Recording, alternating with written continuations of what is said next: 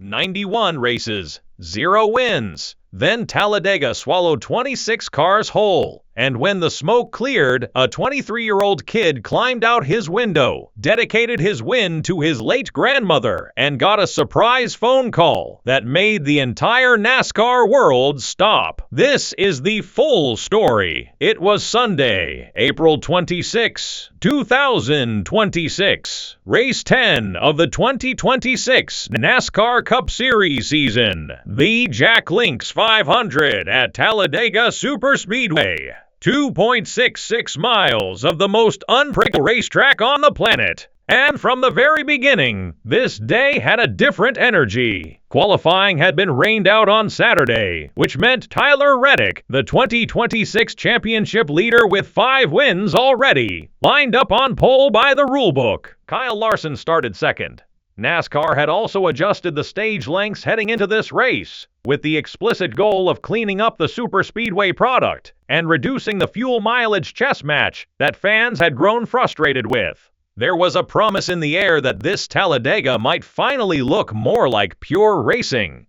It kind of did, and then it absolutely did not. The key players walking into this race each carried their own storyline. Reddick was the dominant force of the season, eyeing a 5th win from the pole. Bubba Wallace came in with serious Talladega confidence. This track had historically been one of his best. And then there was Carson Hocevar, driving the number 77 Spire Motorsports Chevrolet, a 23-year-old from Michigan who had been knocking on the door for 2 full seasons. Close calls at Daytona, Atlanta, Darlington, but no win to show for it. 91 starts, still 0 wins. Nobody knew that was about to change forever. The opening stage was exactly what you'd expect from Talladega. Teams immediately split strategies, some stretching fuel windows, others pitting early, and the lead cycling through different manufacturer groups. Denny Hamlin came to pit road early and was penalized for speeding. Chase Briscoe, his Joe Gibbs Racing teammate, was penalized for a safety violation after contacting a crewman and sliding through his pit stall, both falling a lap down as a result. The unexpected highlight of Stage 1 came from Chad Fincham, who after starting 38th, stormed to the front and led his first ever laps in the Cup Series on lap 10, running out front for 8 laps before cycling back to save fuel. Meanwhile, Ryan Preece won Stage 1 ahead of Brad Keselowski and Joey Logano, with Fords collecting 8 of the top 10 positions in the opening frame. The race was loading tension into a spring. The calm was not going to last. Stage 2 began, and the aggression immediately jumped. Cars were running 3 and 4 wide. Manufacturers were organizing. The pack was wound impossibly tight, and on lap 115 at the end of the backstretch, Ross Chastain got to Bubba Wallace's rear bumper, and the shove that followed changed everything. Wallace's car went sideways. He slid into the wall.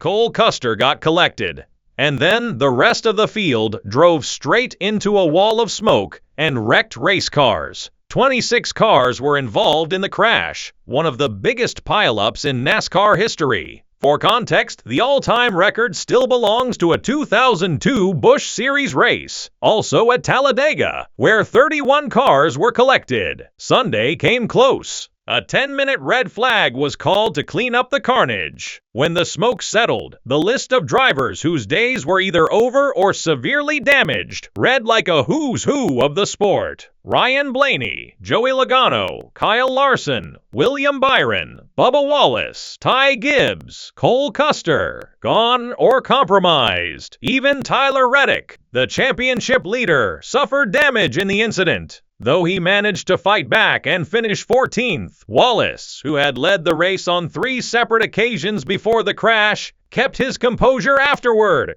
"Got wrecked there, unfortunately," he said. "Our Xfinity Toyota Camry was a little unstable getting pushed, but manageable.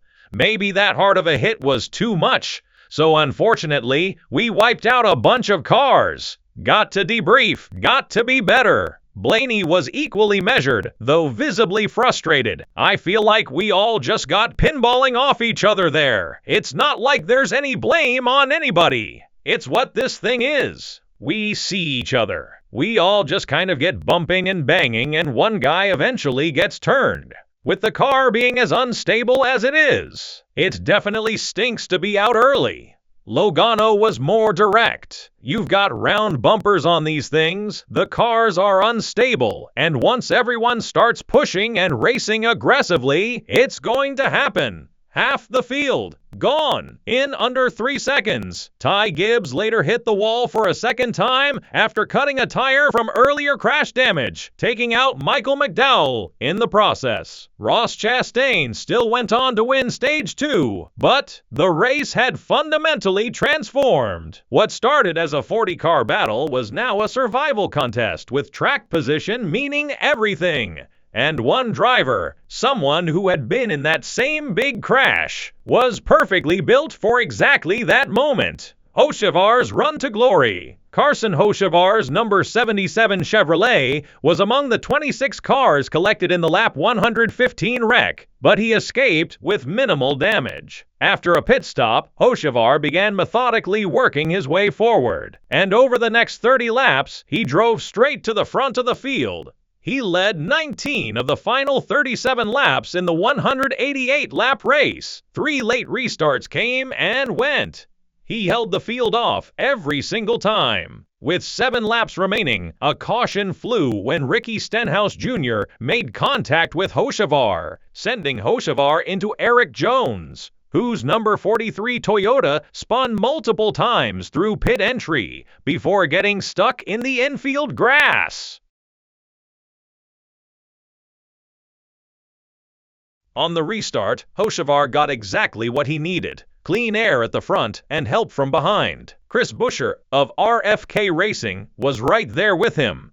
When the white flag waved, Hocevar was in the one position every Talladega driver wants, but almost nobody gets to hold cleanly. Out front, in clean air, with the field scrambling behind, a last-lap crash froze the running order. Carson Hocevar won by 0.114 seconds. Buescher finished second, Alex Bowman third, Chase Elliott fourth, Zane Smith fifth, and Hocevar, in his 91st career Cup Series start, finally had his first trophy. "I'm just so thankful," Hocevar said. "This is the biggest dream I've ever thought of. Thank you, everybody. I couldn't have done it in any better way. Hopefully my grandpa's watching. My grandma died last year, so I'm so thankful that I can give my grandpa a trophy now. I knew we were going to win. I really did." The win moved Hocevar to 8th in the Cup Series standings, sitting 70 points above the chase cut line. This was not a fuel fluke. This was not a rain-shortened lucky call. This was a young driver who had absorbed every close call, every near miss, and every piece of criticism, and finally delivered the moment he had been building toward for 3 years.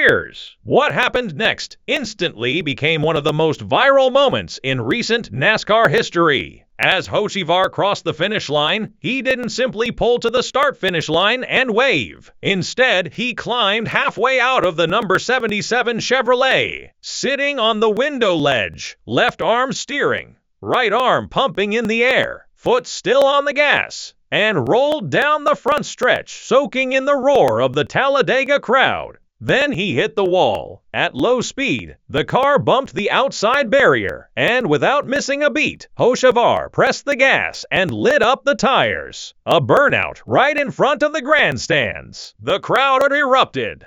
The internet immediately followed. "I've had this thought up for a while," Hocevar explained afterward, "and I've messed it up every which way to not be able to do it. And I don't care if it took me 20 minutes or whatever, I was going to figure out how to do it." He then revealed something nobody expected. The inspiration for the celebration came from his own past. He had done the exact same thing, riding on the door, at Le Mullets Racing years earlier, and had simply forgotten about it until the moment he crossed the finish line at Talladega. The celebration was immediately nicknamed "Riding the Dente" by fans. Alex Bowman, speaking from third place, summed up the mood perfectly. the Boulevard. Did they leave that open tonight? It might burn down with that going on. Just one day earlier, on Saturday at the same Talladega Superspeedway, Cleetus McFarland had raced in the ARCA Series and finished second, heartbreakingly close to his first win.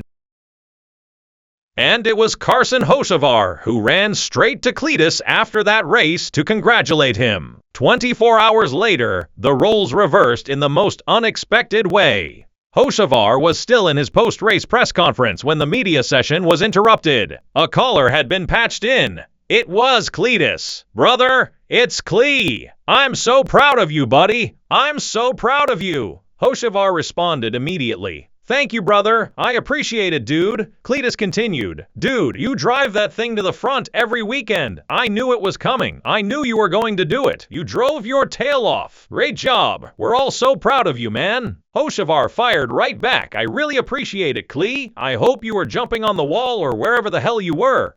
But I hope you were jumping up like I was yesterday. You're going to win one soon," Cleetus replied. I was screaming, and then the burnout. Immaculate, brother. Immaculate." Cleetus also uploaded a raw video of his own reaction from the moment Hocevar made the final lap. Visible footage of him screaming, completely overcome watching his friend make history. What made this moment land so hard was its authenticity. Cleetus McFarland is one of the biggest motorsport personalities on the internet. Carson Hocevar is one of NASCAR's most talked about young Cup Series drivers, two completely different worlds of racing, and the genuine friendship between them played out live, in real time, in front of the entire NASCAR community. That is what modern NASCAR culture looks like when it's working at its best. Alex Bowman made his feelings clear the moment he stepped out of his car after a season-best third-place finish, his third race back after missing 4 races with vertigo.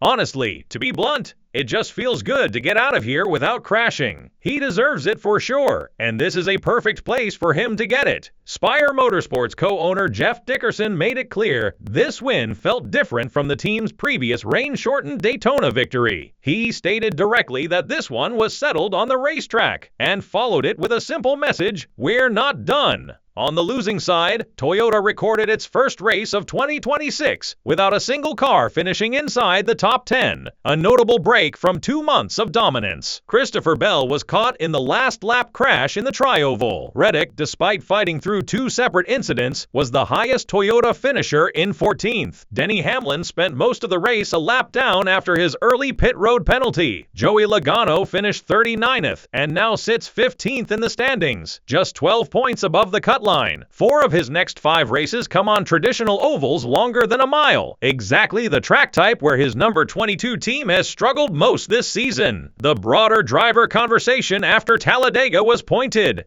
Blaney said plainly, "We're either fuel saving or we're running all over each other." Elliott noted it was nearly impossible to form a third lane late in the race. Logano called the cars round bumpers and said the instability made aggressive racing almost guaranteed to end in disaster. The question of whether Talladega's current racing product is genuinely fixed remains wide open, but none of that changes what Carson Hocevar woke up to on Monday morning.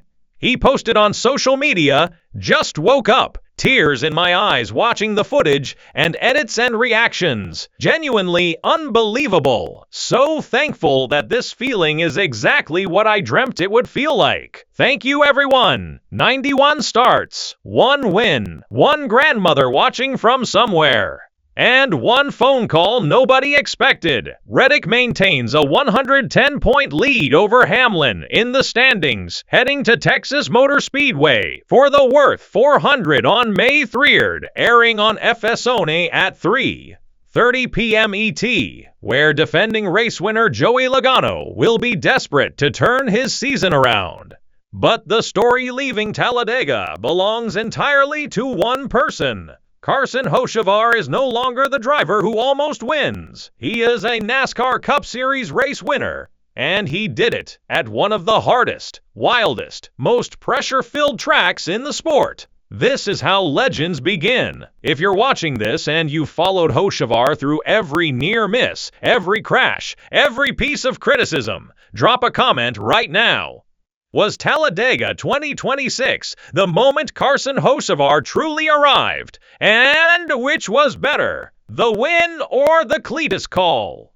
Let us know below. Hit like if this story gave you chills. Subscribe so you don't miss the Texas breakdown. And share this with any NASCAR fan who needs to see it. We'll see you at Texas.